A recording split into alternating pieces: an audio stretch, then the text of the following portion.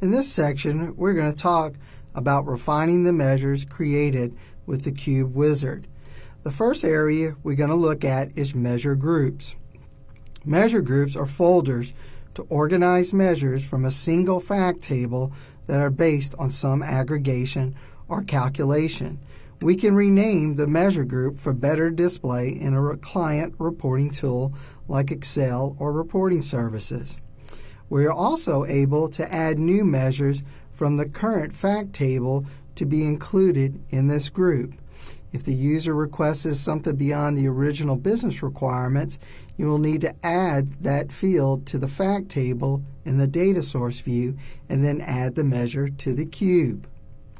If the current aggregation type is not correct, you can edit that here as well on the measure for that particular measure groups.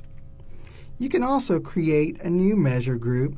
The new measure groups are usually created when we try to create a measure from a different fact table. Another reason for a new measure group is if we select a distinct count as the aggregation on a new measure. Because the cube used two different types of select statements for the measure and for distinct count, it creates a new measure group to optimize performance. The last thing to do when refining measures is to look at the formatting. The display characteristics of a measure can be changed and used by reporting tools. Here we can make a money data type to display as currency or a numeric data type to have commas.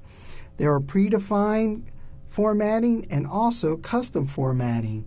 The other types of formatting options you might use are percentages for ratios and using the plus or minus for debit and credits. Let's go ahead and look at a demo of refining measures. Alright, now we're going to refine some measures. If you don't have the project open where you use the Cube Wizard, go ahead and open that now.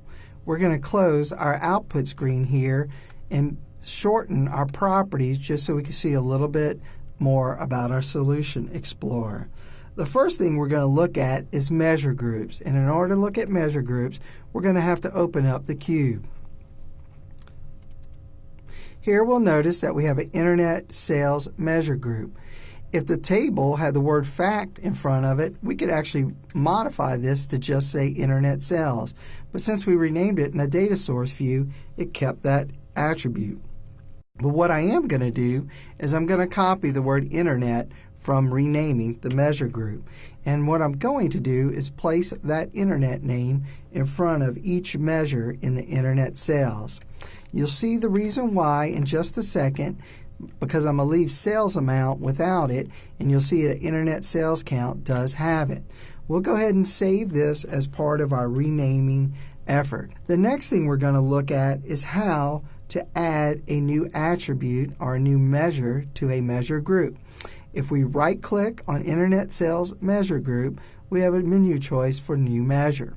Here we're going to do a sum of the total product cost, which we didn't pick when we were creating the cube through the wizard. Once I click OK, you'll see total product cost added under that measure groups. If I double-click total product cost, I'm also in an edit mode of the measure.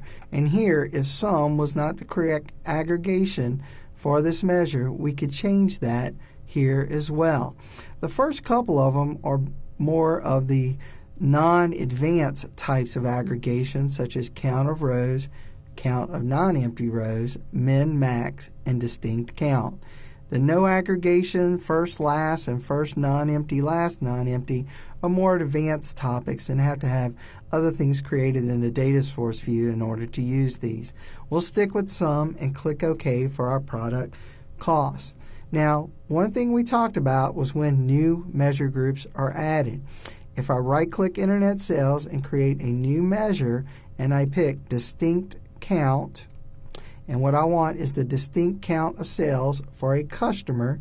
That way I highlight customer key and I click OK, you'll see that a new Internet Sales measure group is created. What we want to do is take the one off and call this distinct, so our new measure group has a more descriptive name, and we'll also say this is Internet Customer distinct sales count.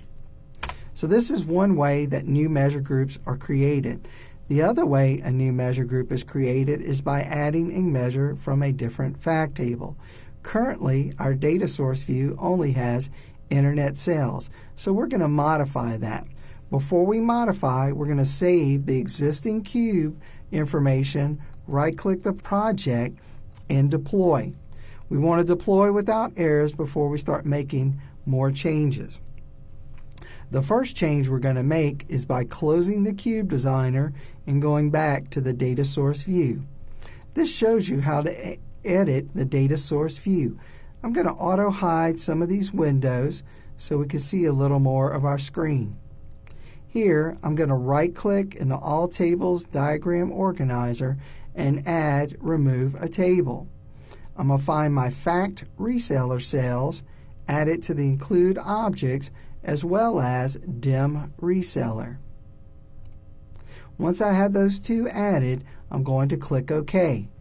You will see that the dim reseller is related to fact reseller sales, but is not related to internet sales. We'll also see the date dimension relationship as well as a relationship to product. So we have some conformed dimensions between our internet sales and our fact reseller sales. I'm going to close this without any other modifications and save it. We'll go back to the Solutions Explorer and open up the cube. Here we can right-click in the data source view and say Show Tables and pick our reseller and fact table. But what happens is they're kind of a white color rather than the blue and yellow. This is because they have not been created as measures or dimensions. So before we continue, we'll go to Solution Explorer, right-click Dimension, and create a new dimension from a newly added dimension table. We'll click Next on the welcome screen, use Existing Table, click Next, select Dim Reseller from our list, and as you notice, we didn't pick a friendly name, so it has all the original names. We're doing this so we can see how to rename these in the Dimension Designer and Cube Designer. We'll highlight Reseller Sales as the name for reseller key. When we get to the next screen, it's going to ask us what other attributes we're going to have. We're not going to select anything right now because we're just going to look at the reseller name. We'll click Next, take the dim off the name, and just call this reseller. Once we finish this, let's go ahead and right-click our project and deploy to make sure there are no errors.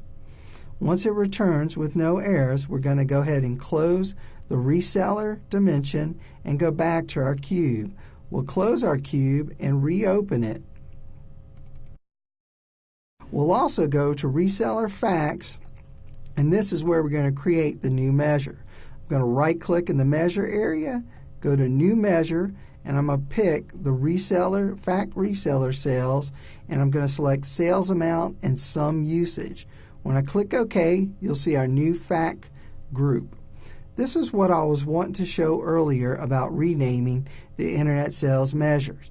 Because Internet Sales Measure Group has a sales amount, when sales amount was tried to be added to the fact reseller sales, it put a preface on the name, fact reseller sales. So what we're going to need to do is individually, uniquely name each one of these measures.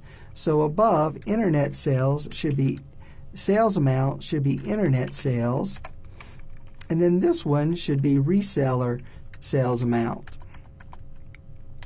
Just cutting and pasting what's already there. And also we can rename our new measure group from fact reseller sales to reseller sales. Now you see the purpose of prefacing measures, because the measure hierarchy, every measure has to be uniquely named below it. Even though there's measure groups, that's not included in the naming convention. It's only there for organizational purposes. Before we finish with this, we're going to add the new measures, product costs for some of fact resellers. We'll have to do the same thing. And we need to rename total product costs on the internet side. And lastly, we're going to add the order quantity from fact reseller.